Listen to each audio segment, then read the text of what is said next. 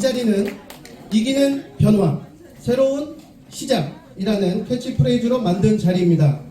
바쁘신 일정에도 함께해 주신 모든 당원 여러분들께 진심으로 감사드립니다. 지금으로부터 국민의힘 천안갑 신년연수를 뜨거운 박수로 시작하겠습니다.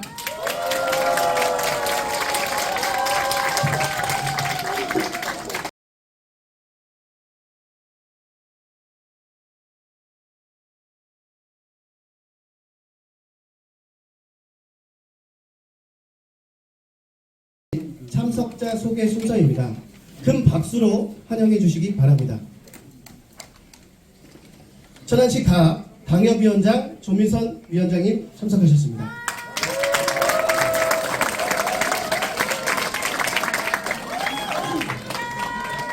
천안시 을 당협위원장 이정만 위원장님 참석하셨습니다.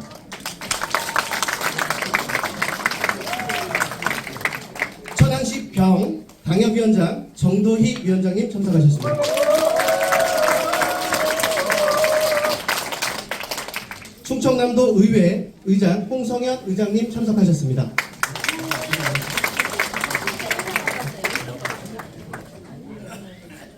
다음은 신한철 도의원님 참석하셨습니다. 안종혁 도의원님 참석하셨습니다. 이현숙 도의원님 참석하셨습니다.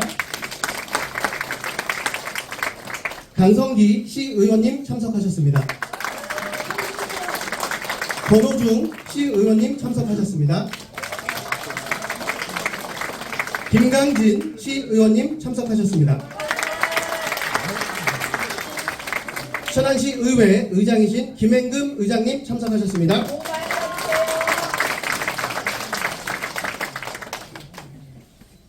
전용학 전 국회의원님 참석하셨습니다. 정일영 전 국회의원님 참석하셨습니다. 박찬우 전 국회의원님 참석하셨습니다.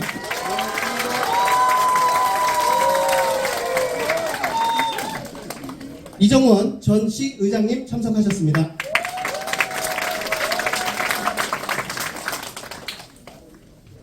황종헌 전 충청남도 정무수석님 참석하셨습니다.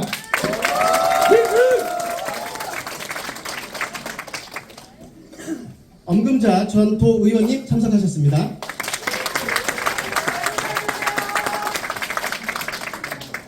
노희준 전 충청남도 보좌관님 참석하셨습니다.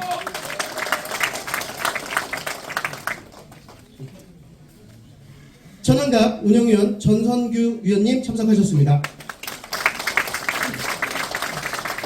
조성준 천안갑 청년위원장님 참석하셨습니다.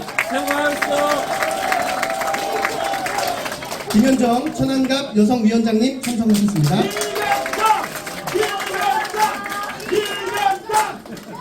도병국 전 시의원님 참석하셨습니다. 정영재 충남도당 소상공인위원회 부위원장님 참석하셨습니다. 김각현 전 시의원님 참석하셨습니다. 박혜경 천안갑 장애인위원장님 참석하셨습니다. 장래용 도당 부위원장님 참석하셨습니다.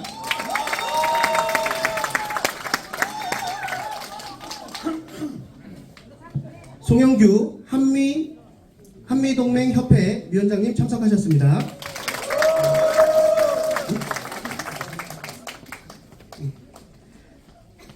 자, 이병학 충남교육혁신연구소장님 참석하셨습니다.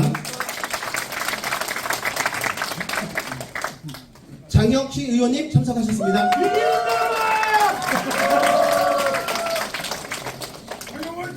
화이팅! 이것으로 소개를 마치고 혹시라도 늦게 오신 분이 계시면 저희가 전달받는 대로 또 소개 올리도록 하겠습니다. 이제 조미선 천안갑 당협위원장님의 환영사가 있겠습니다. 뜨거운 박수로 맞이해 주십시오.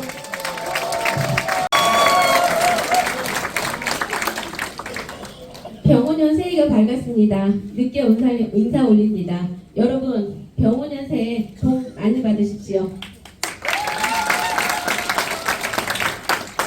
이 자리에서 저는 한 가지만 부탁드리겠습니다.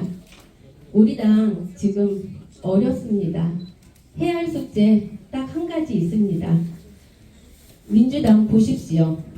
이렇게 똥볼 많이 차고 있습니다.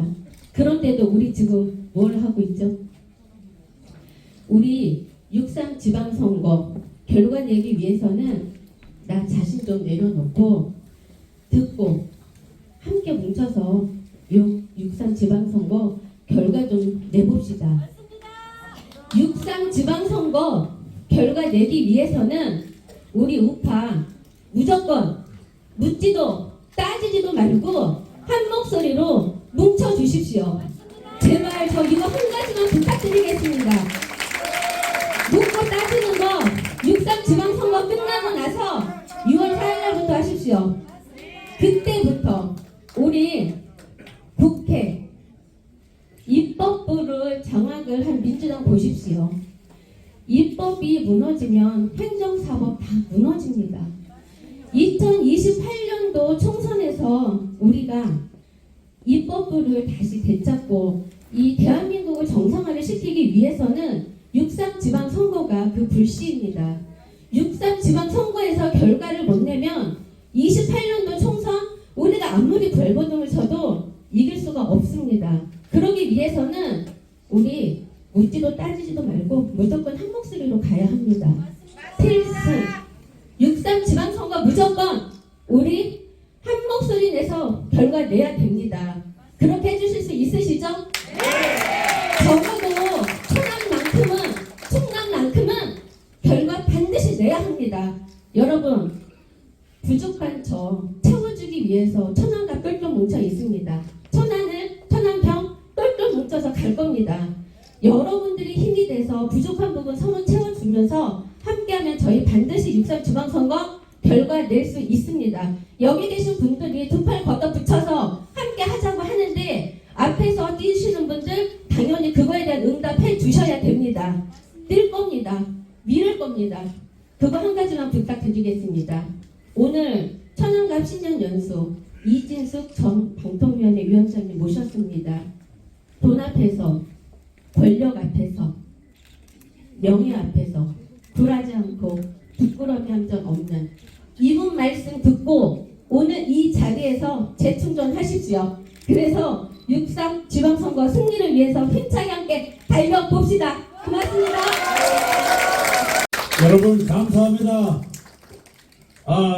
여러분이야말로 진정 대한민국을 생각하는 애국자십니다. 오늘 자리를 가득 메워주신 애국동지 여러분 감사합니다. 새해 복 많이 받으십시오.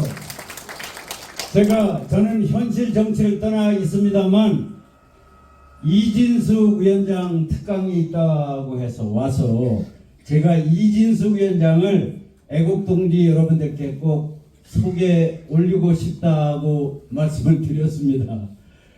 저 이진숙 위원장하고 같은 방송사 MBC에 있었습니다. 제가 선배입니다. 이진숙 위원장은 여러분께서 잘 아시는 방송통신위원장하고 그런 공직 경력은 잘 아시기 때문에 특별히 설명 안 드려도 그분이 얼마나 이 무도한 정권에서 법적 근거 없이 고초를 받았는지 그리고 그 과정에서 굴하지 않고 얼마나 열심히 싸웠는지 잘 아실 겁니다. 저는 제가 MBC에 있으면서 겪었던 이진숙 위원장의 진솔한 그 모습을 잠깐 소개해 올리겠습니다. 이진숙 위원장은 미국어대 동시통역대학원을 졸업했습니다. 영어를 미국의 대학 나온 사람보다 잘하는 이런 실력 있는 분입니다. 그래서 이분이 MBC에 들어와서요, 그 외신을 담당하는 국제부에 있었습니다. 방송사에서는 저녁에 두 팀의 야근이 있습니다. 하나는 사회부에서 사건 사고를 하는 사회부 야근팀 2명이 근무를 하고요. 그 다음에 국제뉴스 외신을 담당하는 야근자가 2명 있습니다. 국제부 기자 1분하고 그 다음에 정치부나 경제부나 문화부에 있었던 사람 1명 해서 2명이 야근, 외신 담당 야근을 하는데 저는 정치부에 있었습니다. 국제부에 있는 이진숙 위원장하고 야근을 하기를 정치부나 경제부에 있는 사람들이 아주 원했습니다. 왜 그러냐? 이분은요, 밤에 잠을 한시간 안 자고 AP, UPI, 로이터, AFP 통신에 들어오는 텔레그래프 다 보고 세계 각지에 나가 있는 특파원들 리포터 다 받아서 아침 뉴스 준비를 하는데 다른 부서에서 온 기자가 한 12시쯤 들어가서 잠자고 한 4시쯤 나와도 아침 방송에 지장이 없도록 그렇게 아주 정말 부지런하게 이렇게 일하는 성실한 분이라는 것을 말씀드립니다. 예, 아주 훌륭한 분입니다. 제가 어제 그저께 전직 국회의원들 모임인 헌정에 갔더니 몇 분이 이진숙 위원장 말씀을 하세요. 그러면서 야, 기자 때 말이야 여기자 신분으로 그 중동의 전쟁터를 누비는 모습을 보고 너무 감동을 받았다 하는 여성 전직 의원들 몇 분이 계시더라고요. 제가 그러면서 이진숙 우리 위원장을 너무 칭찬해서 그렇습니다. 저 MBC 있으면서 보니까 정말 아주 성실하고 부지런한 분입니다. 그러면서 그 여기자로 종군 기자 하기가 쉽지 않은데 그거를 보고 너무 이진숙 위원장이 좋다고 훌륭하다고 그렇게 말씀하시는 얘기를 들으면서 저 참 가슴이 참 뜨거웠습니다. 여러분, 이진숙 위원장은 자유민주주의 체제를 지키는 전사입니다. 여러분, 우리 국민의힘을 지켜내고 대한민국을 지켜낼 여전사.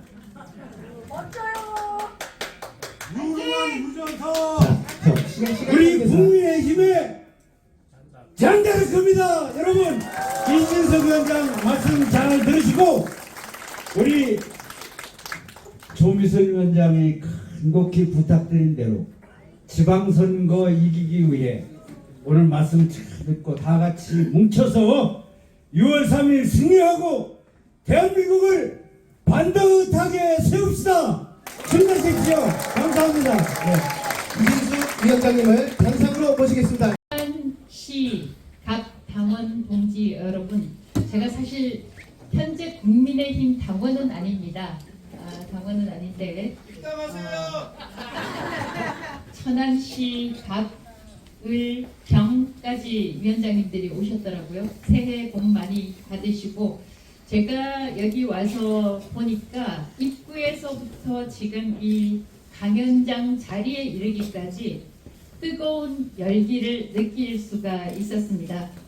정말 여러분들 위대한 일을 하고 계십니다. 천안시의 이 열기를 느끼고 보니까 조금 전에 전영화 MBC 선배께서 말씀하신 대로 뭔가 새로운 변화, 이기는 변화, 이기는 시작, 새로운 시작이 있을 것을 의심하지 않습니다. 많은 분들 아까 소개를 하셨기 때문에 감사 인사를 제가 따로 드리지는 않겠고요. 우리 조미선 위원장님의 그 열정이라고 할까, 그것이 약간 그 사진으로 올라가는데 얼마나 열심히 일을 해오고 계신지 느낄 수가 있었습니다. 국민의 힘이 여성의 힘, 청년의 힘, 당원의 힘으로 크게 변화가 된 걸 저도 느낄 수가 있고요. 또 이 자리에 와주신 제 오랜 친구 서민 교수님 감사합니다. 우리 서민 교수님이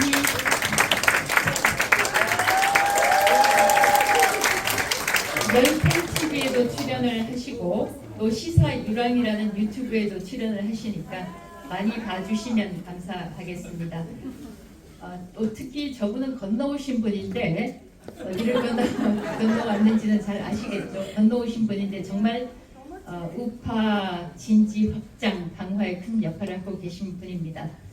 반드시 여러분들께서 승리의 길로 가시기를 바라고요. 저는 지금 입당을 할 수가 없는 것이 아까 전용학 선배도 말씀을 하셨지만 제가 정말 위헌위법적으로 제가 사실상 강제 해임을 당했습니다. 그래서 헌법 소원과 가처분을 걸어놓은 상태입니다. 만약에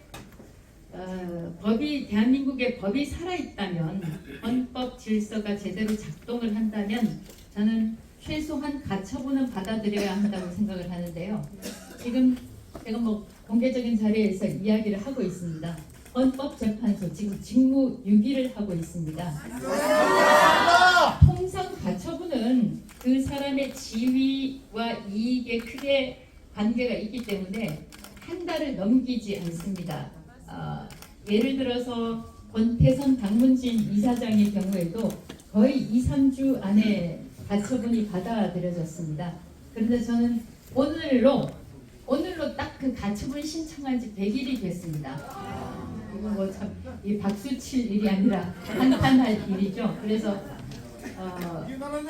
대한민국 헌법 기초 질서를 책임져야 하는 헌법재판소가 정치재판소가 된 것을 정말 저는 여기에 분개를 하고 있습니다. 그러나 이제 이 자리가 그런 자리는 아니고 이재명 정부가 어떻게 무도하게 지난 7개월 동안 이제 7개월 정도 됐습니까? 저기 서 계신 분이 이게 나라냐라고 말씀을 하시는데 이 몇 달 동안 1년도 되지 않은 기간 동안에 나라의 질서를 어떻게 무도하게 바꿨는지 제가 직접 몸으로 겪었기 때문에 그 경험을 공유하려고 합니다.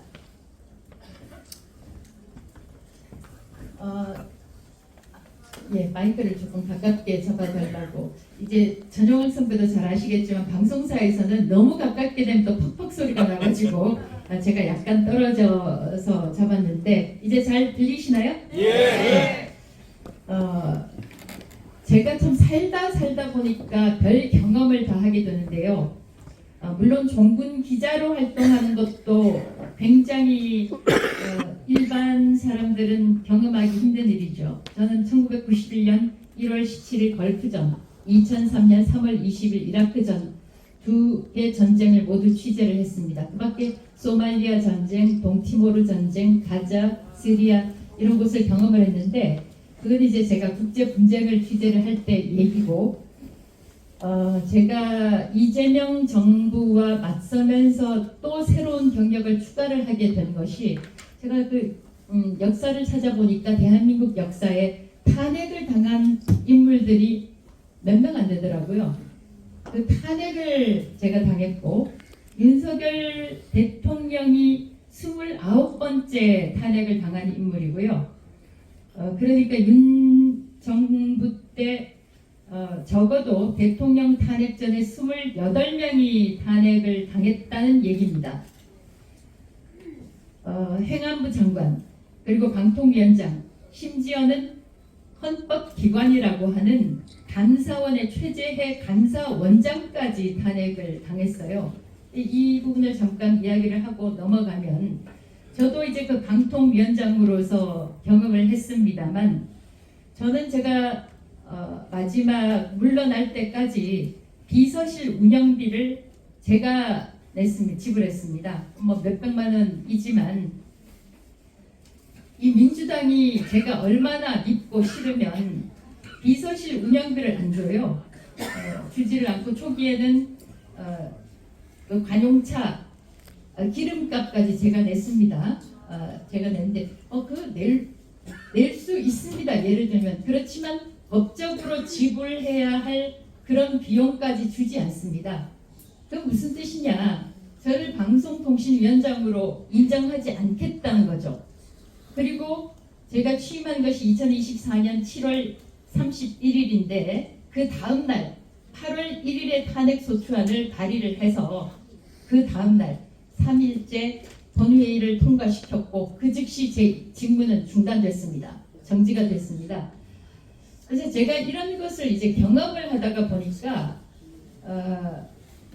윤 대통령의 경우에는 28건의 탄핵이 있었죠. 이창수 서울지검장, 조상원 부장까지 해서 이재명 수사를 담당했던 사람 아닙니까? 그리고 대통령실의 특활비를 영원으로 만들었죠. 검찰이 특활비도 줄였습니다. 그 얘기는 뭐냐면 우리는 당신 대통령으로 인정하지 못하겠다라는 그런 뜻으로 보시면 될 겁니다. 그러니까 기관장, 조직의 장이 가질 수 있는 두 개의 큰 권한이 있습니다. 인사권과 예산권이죠. 탄핵은 무엇이냐? 인사권을 무력화시키는 겁니다. 그러니까 장관들 서울지검장 날리고 최재해 감사원장 날리고 이런 것들이 다 인사권을 무력화시키는 거죠. 그리고 물론 이제 예산권이라는 것은 정부에서 짜서 국회 심의를 거치게 되지만 특활비 다 국회에서 잘라내는 거 이거 역시 예산권을 무력화시키는 것입니다. 인정하지 못하겠다는 거죠. 그리고 이제 제가 거의 관례상 법적인 근거는 조항은 없지만 제가 173일 만에 직무에 복귀를 했습니다. 통상은 이제 6개월 안에 헌법재판소가 탄핵 심판을 하게 돼 있는데 거의 일주일 빠진 6개월 꽉꽉 다 채우고 이제 제가 직무에 복귀를 했죠. 직무 복귀하고 나니까 그때는 이미 계엄 사태가 진행이 되고 있었죠. 여러분들한테 제가 드리고 싶은 말씀은 민주당은 정말 일이 될 때까지 합니다.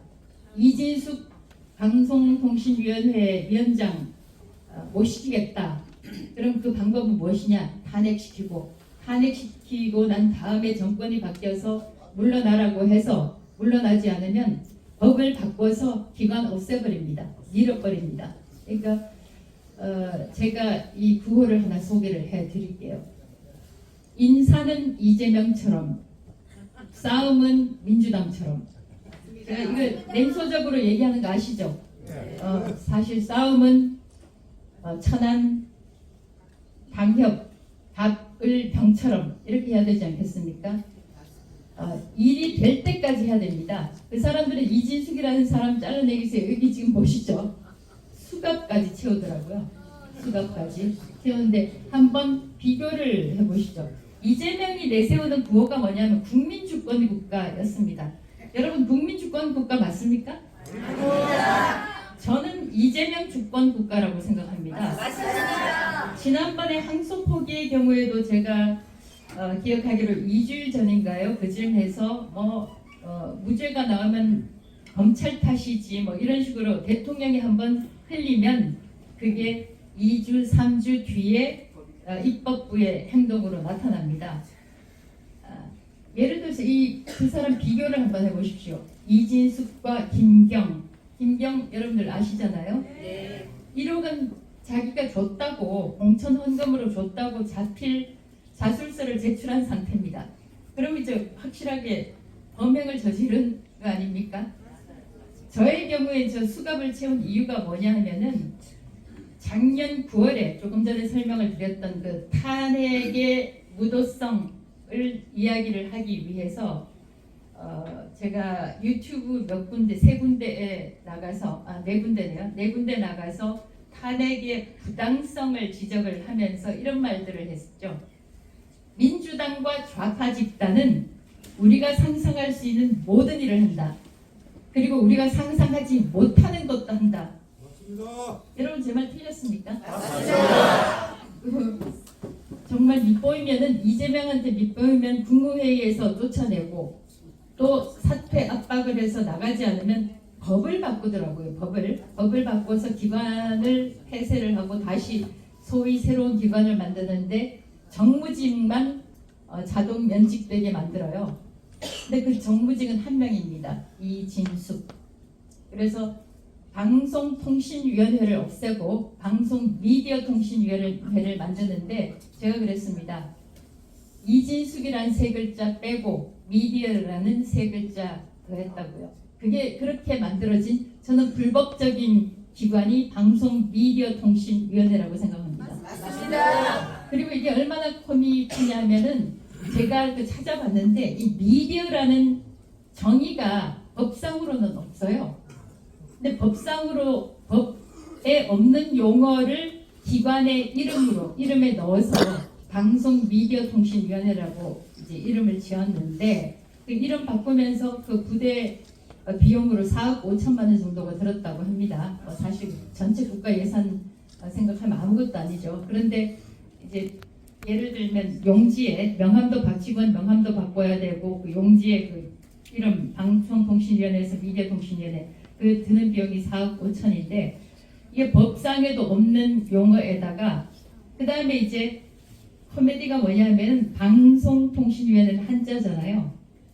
한자가 있잖아요. 미디어는 한자가 없죠. 거기다가 뭐 아름다울 미를 쓸 수도 없고 그래서 방은 한자, 미는 한글, 통위는 또 한자 이런 거 코믹한 일까지 벌어지고 있습니다.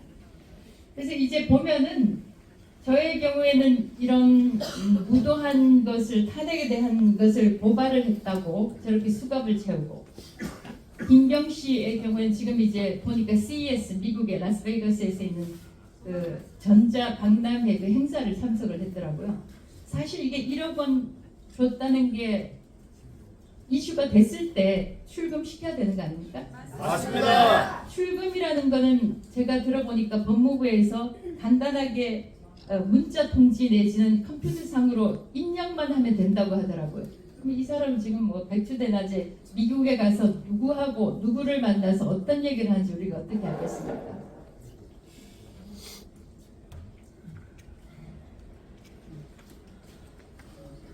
예, 그리고 이제 이재명 주권 국가에서 또 일어난 일입니다. 저는 인사청문회를 3일 했습니다. 김민석 총리 그 사람은 보니까 뭐 자기 재산에서 6억이 비고 뭐 빈다는 게 수입은 소득원은 없었는데 6억이 8억이 더 생겼다는 거 아닙니까? 김민석 씨처럼 배추장을 하면은 진짜 거기에 전 국민의 상당수가 거기에 투자할 것 같아요. 배추장사에서 몇 억 뭐 생겼다고 하던데. 근데 저는 이제 사흘 청문회를 했는데 총리가 이틀입니다. 그리고 이번에 이해훈 같은 경우는 하루만 한다 그러더라고요. 그래서 제가 뭐 다른 유튜브 방송 나가서 그랬습니다.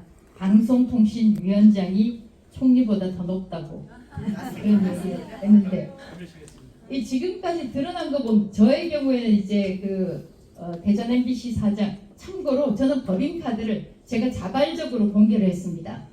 왜냐하면 제가 업무용으로만 사용했기 때문에 제가 자발적으로 공개를 했는데 저는 좌파 민주당을 잘 알고 있다고 생각했는데 정말 그 멀쩡한 사람을 바보를 만들어 버리더라고요. 그래서 뭐 제 별명이 빵숙이라고 이제 그렇게 만들어 버리던데 저는 제 빵은 제가 사 먹습니다.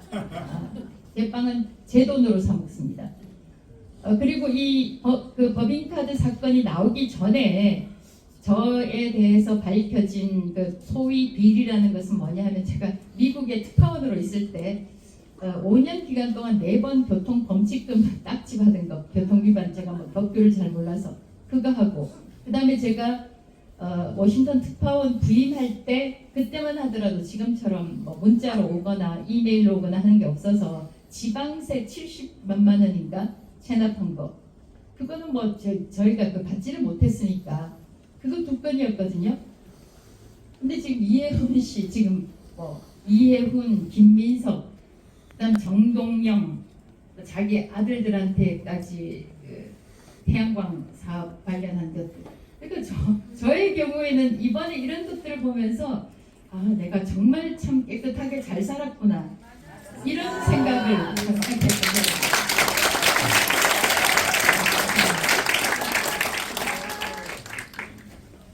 이제 아까 제가 말씀을 드렸는데 유튜브 출연 관련해서도 제가 할 말이 많습니다. 저는 작년 8월 2일에 탄핵을 당하고 난 다음에 보니까 민주당 의원들이 여기저기 나가서 이진숙 문제 있다, 뭐 공영방송 이사 선임하는 거 소위 2인 체제, 2인 체제는 그들이 만들어 놓고 2인 체제가 위법이라고 하면서 저를 탄핵시켰죠. 저는 그 사람들이 안다고 생각합니다. 뭐냐면은 이게 불법적, 위법적이 아니라고 알면서도 일단 이진숙을 끌어내, 탄핵을 시켜서 끌어내, 그게 목적이었죠. 여기저기 나가서 탄핵의 적법성에 대해서 주장을 하는데 저는 아무도 제 편을 들어주는 사람이 없는 거예요. 물론 뭐 일부 국민의힘 의원들도 그런 얘기를 했지만, 그래서 이게 자칫 잘못하면 민주당 좌파 중심으로 여론이 흘러가서 제 탄핵 심판에 좀 불리할 수 있겠다 싶어서 몇 군데 유튜브에서 요청이 왔습니다. 그래서 유튜브에 출연을 해서 이런 이야기를 했죠. 우리가 상상할 수 있는 모든 것은 그 범주에 들어가는 건 저쪽 집단이 저를 탄핵시킬 것이다. 그건 제가 상상할 수 있는 범주였어요. 그런데 사흘 만에 탄핵시킬 거는 우리가 상상하지 못하는 범주에 속합니다. 이게 무슨 정치 중립 위반이고 이게 무슨 선거법 위반입니까? 이때 작년 9월에 무슨 선거가 있을지 어떻게 합니까? 근데 제가 아까 투쟁은 민주당처럼 그 말씀드렸죠. 되든 안 되든 거기는 합니다. 마구 돌을 던져서 타겟 하나 정해지면 던져서 맞으면 좋고 아니면 말고죠. 이제 이렇게 해서 이 건으로 영등포 경찰서에서 수갑을 채웠습니다. 그것도 얼마나 참 재밌느냐 하면은 제가 10월 1일에 그러니까 9월 30일 10월 1일에 잘리고 난 다음에 10월 1일에는 제가 헌법 소원과 가처분을 냈죠. 그러니까 10월 2일에는 사실상 제가 백수가 된 첫 번째 날이거든요. 그날 저 잡으러 왔더라고요. 기관장에서 잘라놓고. 근데 아까 말씀드렸지만 유튜브에 출연한 건 이미 다 남아있어요. 남아있고 그 다음에 이제 올해가 아니구나. 2025년 3월에 이재명이라는 사람이 무슨 얘기를 했냐면은 최상목 그 권한대행이 정계선, 조한창, 마은혁 제 기억에 그 3명의 헌법재판관 후보자에 대해서 정계선과 조한창만 임명을 하고 나머지 마은혁 한 사람은 임명을 안 했어요. 그래서 이재명 그때 당시 민주당 대표가 뭐라고 이제 했냐면 여러분들 기억하시죠? 최상목 대행은 몸조심하라 라고 하면서 빨리 헌법재판관 임명해라. 마은혁 씨죠. 빨리 헌법재판관 임명해라. 그렇지 않으면 직무대행 직무유기고 그러면 현행법으로 바로 체포될 수 있다. 시민들에 의해서. 몸조심해라. 이렇게 얘기를 했거든요. 민주당 당대표가. 그래서 제가 그걸 보니까 이렇게 정말 터무니없는 일이 있을 수가 있나. 왜냐하면 방송통신위원회 상임위원을 추천해달라고 공문도 보내고 제가 그 곳곳에 그 방송 기자들한테도 얘기하고 방송에 나가서도 얘기하고 제발 국회목 방송통신위원 3명 좀 제발 좀 추천 좀 해달라. 그렇게 읍소하고 공문 보내고 했는데도 국회 추천목 3명을 임명하지 않았거든요. 그래서 제가 이제 이재명 그 얘기를 듣고 제가 페이스북에 뭐라고 썼냐면 최상목 대행이 직무유기면 이재명 민주당 대표도 직무유기다. 왜냐하면 민주당이 해줘야지만 국회목 3명이 됩니다. 그때만 하더라도 민주당 목 1명, 국민의힘 목 그때 저 민주당 목 그 2명이죠. 그때는 국민의힘이 여권이었으니까 민주당이 압도적 다수기 때문에 민주당이 이걸 해주지 않으면 국민의힘 추천목 1명 못 올립니다. 그래서 제가 그걸 이제 벤치마킹을 해서 패러디를 해서 이재명과 민주당이 상임위원을 추천하지 않는 것이 직무유기다. 현행범이다. 그렇지만 몸조심하라는 말씀은 하지 않겠다. 그건 협박이 될 수 있으니까. 이렇게 이제 얘기를 한 거예요. 그것도 이걸로 벌었습니다. 근데 이제 체포한 것 자체가 코미디인 게 이게 증거가 다 남아있잖아요. 그리고 제가 이제 잘린 지 하루밖에 안 됐는데 제가 도주를 하겠습니까? 증거 인멸은 아예 불가능하죠. 근데 얼마나 대통령한테 밉보였으면 경찰이 이렇게 저한테 수갑을 채웠겠습니까? 그래서 저는 이 자리에서 여기 중요한 분들이 많이 계시니까 지금 1차 수사권을 경찰이 독점한다고 하죠. 되겠습니까? 됩니다. 검찰청 없앤다고 하죠. 이번에 제가 이제 그 유성경찰서하고 영등포 경찰서에서 두 가지 조사를 받고 있는데 두 가지 다 보안 수사 요구가 검찰에서 내려왔습니다. 지금은 검찰이 있으니까 검찰에서 보안 수사 수사를 해도 얘기 안 되는 걸 만들려고 그러는데 되겠습니까? 지금은 보안 수사 요구라도 하죠. 검찰청 없어지면 그 역할 누가 하겠나? 더더군다나 공수처니 국가수사본부니 다 대통령 권한 아래 있는 거 아닙니까? 그리고 여기 보면은 자 유튜브 출연 잘못했다고 민주당이 저를 그렇게 쪼아붙이고 심지어는 국민의힘의 한 의원도 뭐 장관급 비관장이 유튜브에까지 나가는 건 너무한 거 아니냐? 뭐 장관급 비관장은 뭐 진짜 금태 불렀는지 모르겠습니다만 제가 아무데도 이재명 정부의 탄핵 부당성에 대해서 얘기할 데가 없으니까 마지막 수단으로 거기를 나간 건데 그 왜 나갔냐 그러더라고요. 그래서 국민의힘 의원까지 그러길래 이 내 편이 너무 없겠다 싶어서 그 이후로는 제가 안 나갔어요. 근데 이거 보십시오.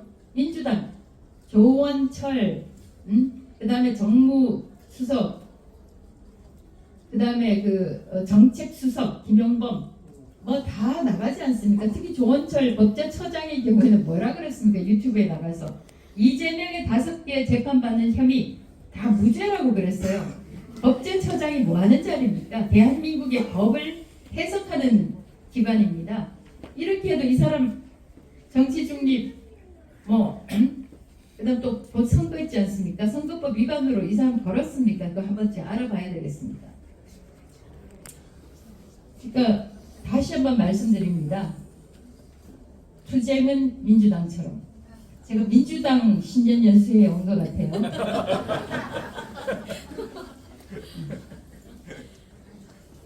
그래서 이제 아까 요거는 이제 탄핵 소추가 173일 만에 기각돼서 나오는 거고요.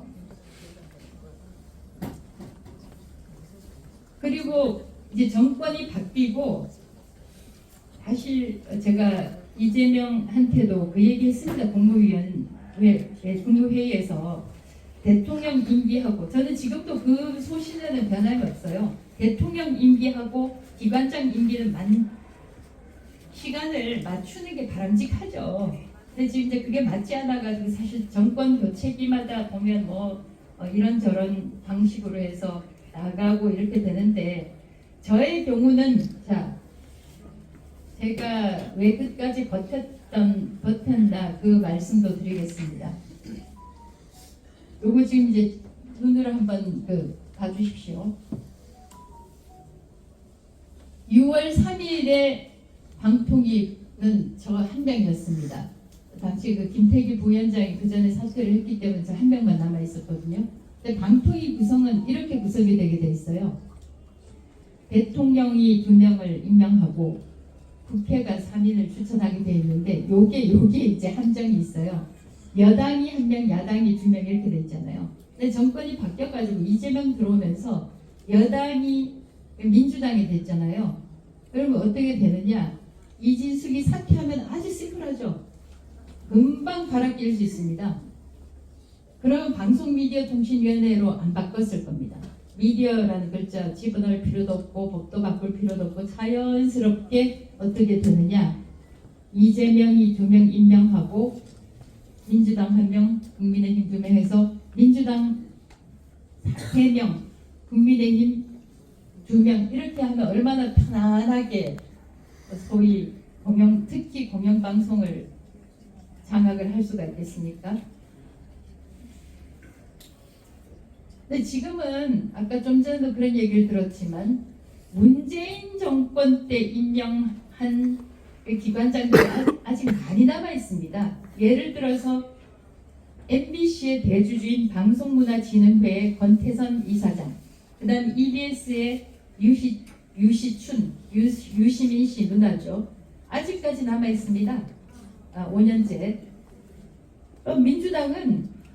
민주당 사람들은 그러니까 그들은 뭐 불편했을지도 모르지만 윤석열 정부 때 안 물러납니다. 절대 안 물러나요. 근데 국민의힘 사람들은 뭐 그냥 바뀌면 나갑니다. 예를 들어서 제가 참 이 공식적인 장소에서 특정인을 뭐 설명을 좀 하겠습니다. 저는 심우정 검찰청까지 없어지는데 좀 계셔야 되는 거 아닙니까? 맞습니다. 예를 들어서 검찰에 또는 그 사법부에 또 판사들이 정권 바뀌었다고 이제는 나한테 미래가 없겠네, 이 조직에선 미래가 없겠네 라고 나가면 박수 칠 사람 어디 있겠습니까? 누가 박수 치겠습니까? 그 빈자리 민주당 좌파 쪽 사람들이 다 채웁니다. 그렇게 채운 결과 어떻게 되느냐, 예를 들어서 저희가 그 방송통신위원회에서 2명밖에 없기 때문에 방송통신위원회 설치와 운영에 관한 법에 따르면 2명이 회의를 열 수 있습니다. 그래서 선임한 공영방송 이사들을 일부는 이제 예를 들어서 KBS 같은 경우는 우리가 선임한 그 이사들이 KBS 박장범 사장을 선임을 했죠. 그래서 대통령 임명을 받았는데 어떤 판결에서는 이인체제가 불법이 아니다, 합법이다 이렇게 나왔지만 또 상당수 판결은 이인체제 불법이다 이렇게 나온 겁니다. 왜 그렇게 된지 아십니까? 다 우파 판검사들이 정권 바뀔 때마다 나갔기 때문에 이런 결과가 생겼다고 봅니다. 보면은 지금 이제 검찰에 그 간부로 들어온 분들 보면은 다 어디에 뭐 연수원에 있다가 그 버티고 있다가 다 그런 자리들을 채우더라고요. 저는 진짜 참 무책임하다고 생각합니다. 저는 그래서 만약에 제가 나갔으면 아마 KBS 사장부터 먼저 갈아치우려고 했지 않을까 그런 생각이 들고요. 뭐 방송 관련한 여러 가지 이슈들이 있습니다. YTN도 심지어 민영화가 됐는데 지금 다시 바꿨잖아요. 그것도 사법부에서 그런 결과가 나왔습니다.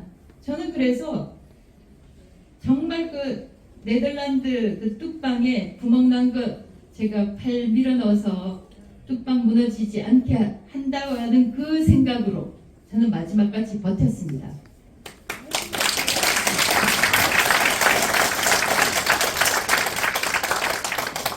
심지어는 제가 휴가를 갈 생각도 없었어요. 왜냐하면은 뭐 방통위를 없앤다, 뭐를 뭐 한다라고 해가지고 휴가를 갈 생각이 없었는데 방통위에 보면 그 사무처장 직무대행이 그때 있었는데 일주일에 한 번씩 이제 점심 식사를 하면서 그 사무처에 돌아가는 상황 뭐 파악을 하고 하는데 어느 날 이제 점심 식사를 하는데 그게 한 7월 중순인가 뭐 그때쯤 되는데 위원장님 언제 휴가를 가실 겁니까? 그래서 아니 그 생각 안 하고 있었는데 왜 그러냐 그랬더니 위원장님이 여름 휴가를 가셔야지. 이 공무원들은 저도 참 안 하던 공무원 해보니까 그런 게 있더라고요. 이 기관장이 먼저 휴가를 좀 가줘야지 간부들도 또 휴가를 가고 그런 게 또 있나 봐요. 그러면 이제 또 직원들 그렇게 휴가를 편안한 마음으로 가게 하려면 오케이 그러면 이제 휴가를 나도 신청해야 되겠다. 그래서 또 그 기관장, 장관급 기관장들은 일주일 전에 대통령실에 보고를 해야 된다 그러더라고요. 그래서 이제 또 비서실장 통해서 휴가를 신청하라 그랬어요. 이건 순전히 행정 절차입니다. 순전히. 근데 어느 날 보니까 어느 날 아침에 K신문에 뭐가 나냐 하면은 이진숙 방통위원장 휴가 신청 뭐 이렇게 이제 하면서 그때 이제 뭐 아시는 대로 산불도 있었고 그다음 폭우도 있었고 그런 게 있었죠. 저는 근데 뭐 그 신경을 안 쓴 게 이게 그냥 행정 절차로만 하고 정말 그 당시에 계속해서 재난 사태가 계속됐다면 당연히 휴가를 안 가죠. 그리고 이제 설사 그때 상황이 좀 그 호전이 돼가지고 제가 휴가를 간다고 하더라도 어디 멀리 갈 생각 전혀 없었고 집하고 사무실하고 한 30분 거리가 되는데 집에 있을 거니까 언제든지 24시간 대기하고 있을 때니까 뭐 한다. 이런 이제 방침을 세워놓고 신청만 일단 한 거예요. 그 직원들 휴가 가라고. 근데 이제 그 K신문에 이런 재난기간에 휴가 신청했다고 그 기사가 아침에 나더니 오후에는 강유정 대통령실 대변인이 언론을 상대로 공지를 해가지고 이진숙 방통위원장이 이 와중에 휴가 신청해서 반려했다. 대통령이 반려했다. 이 기사가 쫙 나는 거예요. 그리고 뭐 대통령실 대변인이 저 같은 이런 자리에 서서 기자들 앞에서 이 브리핑까지 했다니까요. 참 살다 별일을 다 겪었습니다. 그리고 또 이제 정무수석 우상호 정무수석은 지방자치단체 선거에 나갈 생각이 있으면 또 사퇴하라고. 아니 저는 계속해서 방송통신위원 추천해달라고 계속해서 요구하고 있었는데 그렇게 이제 얘기를 하다가 이분은 약간 좀 언론에도 좀 얻어맞았죠. 그 이후부터는 그냥 가만히 있더니 저는 당연히 가만히 둘 거라고 생각은 안 했습니다. 그러더니 이제 국회에서 법 바꿔가지고 차를 날려버렸죠. 제가 일찌감치 참 저는 민주당과 좌파를 많이 안다고 생각을 한 게 제가 오판이고 오만이었던 것 같아요. 그래도 제가 모르는 부분이 많았던 거죠. 아무리 그래도 사람 하나 날리기 위해서 어떻게 그 기관을 바꿀 수 있을까? 기관을 없앨 수 있을까? 근데 이제 이미 찍혔던 거는 제가 국무회의 참석을 해서 그때가 여러분들 기억하시는 대로 3특검 논의하는 자리였습니다. 논의하는 자리였는데 아니 그게 국민의힘은 추천권을 갖고 있지 않고 민주당하고 조국혁신당만 추천권을 가지고 있기 때문에 여러분 사실 그 말 안 된다고 생각지 않으십니까? 맞습니다. 아니 조금의 그 양심이라도 있으면 거기가 다수기 때문에 2대1 다수기 때문에 범여권과 야권이 국민의힘에도 추천권을 충분히 줄 수 있었다고 생각하지만 거기에는 진짜 가차 없습니다. 투쟁은 민주당처럼 그래서 국민의힘은 빼고 민주당하고 조국혁신당이 추천해서 그 활약상 여러분들 잘 보고 계시죠. 온갖 저는 특히 김건희 특검의 경우에 그 민중기 그분은 김건희 여사하고 같은 혐의의 소위 범죄를 저질렀다는 그 의혹이 드러나지 않았습니까? 근데 끝까지 끝났으니까 끝까지 그 특검 자리를 유지를 했더라고요. 제가 어느 자리에 가서 강연을 했던 제목이 노영방송 못 막으면 노영민국 된다. 이걸 제가 몇 년 전에 강의를 했거든요. 저는 지금 대한민국이 현 상태가 된 그 원인 가운데 상당히 큰 부분이 저는 언론에 있다고 봅니다. 여기 혹시 손을 어떻게 왜냐하면 좀 약간 주춤하시는 분이 계실까봐 그런데 있는 대로 솔직하게 좀 답해 주세요. KBS나 MBC 뉴스 보시는 분 손 좀 들어봐 주십시오. 아니 그 솔직하게 답변해 주시면 네. 그러면 JTBC, TV조선, 채널A, MBN 중에서 뉴스를 보시는 분 손 좀 들어봐 주세요. 네. 그럼 뉴스는 어디서 접하세요? 유튜브로. 아니 사실 언론 지형이 많이 달라지기는 했습니다. 많이 달라지기는 했는데 이게 뭐냐면 이것도 또 가짜 뉴스를 막 했었던데 제가 인사청문회 때 저는 이전에 2012년 파업을 제가 겪었을 때 기획홍보본부장이었거든요. 제가 파업 담당을 했습니다.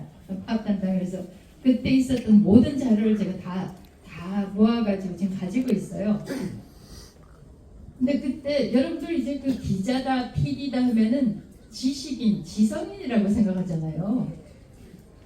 근데 그들은 사장 물러나라, 그때 이제 MB 정부 때인데 사장 물러나라, 뭐 그 MB 부역자, 뭐 무슨 사장 물러나라라고 하면서 자기네들이 일을 일을 안 하겠다고 하면서 마이크 내던져두고 나갔지 않습니까? 근데 파업하지 않은 사람, 또 그때 당시에 간부로 있었던 사람들 책상 위에 이걸 놔뒀어요.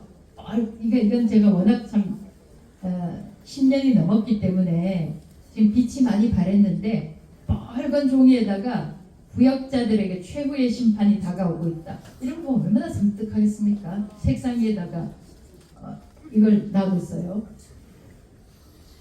지식인, 지성인들이 이런 짓을 하고 있다니까요. 그리고 이제 제가 지나가면 뭐 배현진 의원도 그런 걸 당했는데 그래서 소금 뿌립니다.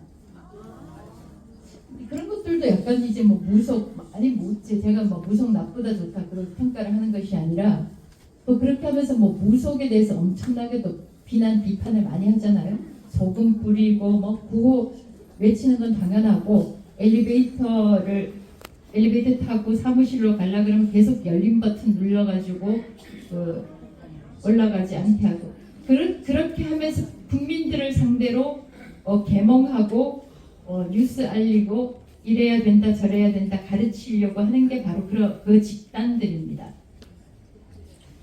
그래서 보십시오. 이진숙 아웃 요게 이제 요게 뭐냐면 제가 인사청문회장으로 들어갈 때인데 그냥 못 들어가고요. 국회 경위들의 보호를 받으면서 들어갔어요. 그때 이제 언론노조 민노총 언론노조가 고함치면서 이진숙 아웃 이렇게 외치고 있어서 그래서 저는 이제 그 엘리베이터 타고 올라가는데 방송이 간부가 그러더라고요. 회장님 저기 후보님 여기 언론노조에서 와서 시위한다고 하는데 좀 다른 장소에서 좀 대기하고 있다가 가시는 게 어떻겠습니까? 그래서 제가 그랬어요. 아유 그 사람들 안 갑니다. 그냥 바로 가야지 안 갑니다. 하고 제가 그냥 그까지 그 사람들 안 물러납니다. 이 보십시오 이거. 비호까지 입고 저렇게 사퇴하라고 그러죠. 자, 공영방송, 소위 공영방송, 그러면 소위를 앞에 잘 붙입니다. 소위 공영방송 보다 한번 보십시오. 그 정말 참 최근에 느끼는 게 전 좀 창피합니다. 뭐가 창피하느냐? 우리가 그 대통령을 지지하든 않든 우리 대통령이 국제무대에 나가서 정상회담을 하거나 하면 좀 대통령답다는 거 있지 않습니까? 그런 모습을 좀 기대를 하잖아요. 그 지난번에 저는 그 작년 8월 25일인가 그때 이재명 트럼프 그 정상회담을 하는데 저 이제 그때도 필리버스터인가? 네, 필리버스터 때 맞겠네요. 필리버스터 끝내고 밤 12시쯤 끝났으니까 저는 참고로 방송 3법 플러스 1 방송 4법 내내 저는 필리버스터 때 다 24시간 다 있었습니다. 있었고 국민의힘뿐만 아니라 참 거의 그 고문에 가깝긴 하지만 민주당 쪽 필리버스터까지 다 앉아 있었습니다. 노종면이 그때 1시간 뭐 반복하길래 그때 잠깐 나가 있다가 들어온 1시간 빼고 24, 30, 24 그렇게 다 앉아 있었거든요. EBS 때는 6시간 하고 그냥 종료가 돼가지고 끝났고 그렇게 했었는데 기다렸다가 제가 CNN을 켰어요. 대한민국의 국격이 높아졌기 때문에 CNN에서 이재명 트럼프 그 정상회담을 생중계를 하더라고요. 예, 생중계를 하는데 제가 그걸 이제 봤습니다. 근데 여러분 그 장면 기억하시죠? 예. 초등학교 학생이 교장 선생님 앞에 가가지고 무슨 잘못 저질러서 앉아있는 것처럼 저 개인적으로 제 느낌의 수갑을 못 채우겠죠. 저는 그렇게 느꼈어요. 좀 보면 트럼프는 이렇게 느긋하게 앉아가지고 뭐 그런 식으로 있는데 똑바로 앉아가지고 뭐 북한에 골프장 만드시면 저도 거기서 치고 싶습니다. 그렇게 하더니 이번에는 보십시오. 또 가가지고 통상은 대통령은 셀카를 안 찍는다고 합니다. 대통령은 찍히는 사람이지 본인이 찍지는 않는 게 프로토콜이래요. 쪼다예요, 쪼다. 근데 이제 아니 만약에 그리고 백번 양보해서 셀카 찍는다고 하면 뭐 모든 또 관련은 깨지게 되고 또 그게 또 모든 또 새로운 관행이라는 건 첫 번째가 있으니까 그렇다고 하면 삼성 폰으로 지금 오죽 좋겠습니까? 맞습니다. 왜 시험입니까 정말? 그렇게 하질 않나. 저는 또 이것보다도 어쩌면 더 큰 문제가 뭐냐?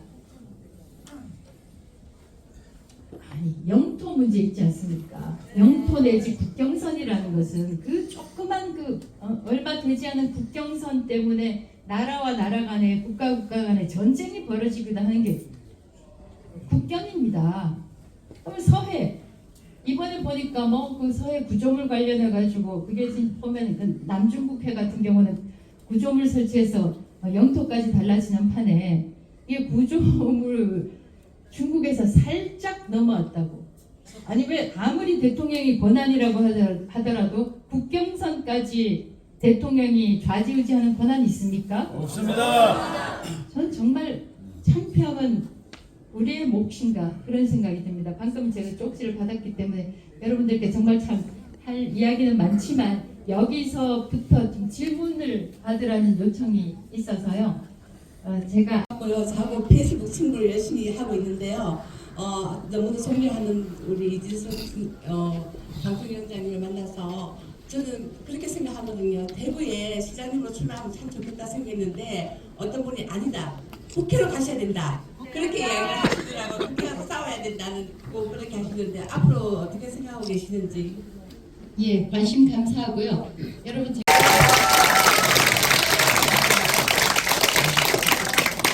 예, 또 국민의 힘을 어떻게 바라보셨고 앞으로 어떻게 변화돼야 새로운 시작이 되는지 그것 좀 말씀해 주시기 바랍니다. 문제니까요. 저는 아까 그 조미선 위원장님이 그런 말씀하셨잖아요. 무조건 이겨야 됩니다. 이기려고 하면 저는 이라크 전쟁 취재를 할 때 온갖 종류의 미사일을 봤어요. 정말 여기서부터 저 끝 벽까지 이르는 그렇게 그 기다란 미사일, 제가 미사일 종류는 뭐 이름을 잊어버렸습니다만 온갖 종류의 미사일을 다 봤는데 그 미사일들의 공통점이 있더라고요. 이게 뭐냐면 뭐 창도 마찬가지고 그렇지만 끝이 뾰족하잖아요. 그러니까 끝이 그냥 평평하지가 않아요. 약간 무디게 보여도 끝이 뾰족하거든요. 그러니까 그게 누구든 뭐 당이면 당 대표든 그 구심점한테 힘을 몰아줘야지만 이게 힘이 생기고 힘이 붙는 거지. 여기저기서 찔끔찔끔 있으면 힘이 분산만 되지 않습니까? 힘을 모아주고 여러분들 여기 계시는 분들도 힘을 합쳐야 됩니다. 예, 그게 저는 승리의 비책이라고 생각합니다. 아까 여기 손 드신 분 계셨는데 그게 궁금합니다.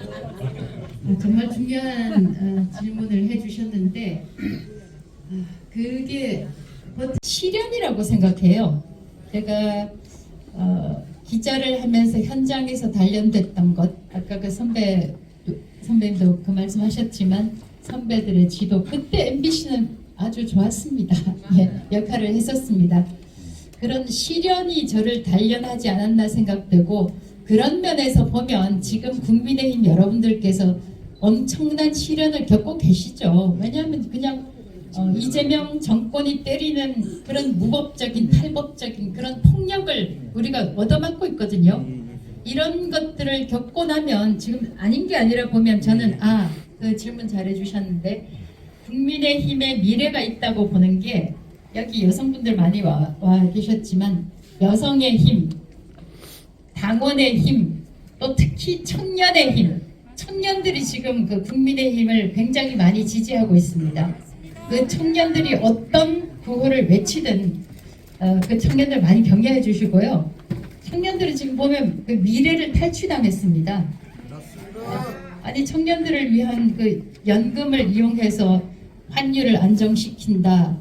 그다음 저는 제가 이라크 다니면서 좀 후진국들을 다니면서 그런 생각을 많이 했는데 후진국들 지도자가 특히 이제 독재 정권들의 지도자가 구호가 뭐냐 하면 노골적으로 말하지는 않죠. Stay foolish, stay poor. 가난하게 만들고 바보를 만들면 정부에서 주는 그 배급 있잖아요. 배급 아주 고마워하고 또 stay foolish 교육 안 시키고 가급적이면 공부 안 하게 하면 정부에서 이야기하는 거 그냥 사실로 받아들이거든요. 그러니까 stay foolish, stay poor에 속지 마십시오. 그래서 21세기 대한민국에서 가장 똑똑한 것이 대한민국 청년이라고 합니다. 걔네들은요, 여러분들도 자녀들 있겠지만 걔네들은 그냥 이건 이렇다, A는 B다라고 하면 절대로 그냥 안 듣습니다. 자기네들이 찾아보고 인터넷에서 찾아보든 책에서 찾아보든 도서관에서 찾아보고 자기네들이 근거가 있다고 생각해야지 믿습니다. 그런 차원에서 지금 20, 30대, 10대 후반 이런 데서 저는 우파, 또 국민의힘의 희망을 보고 있습니다.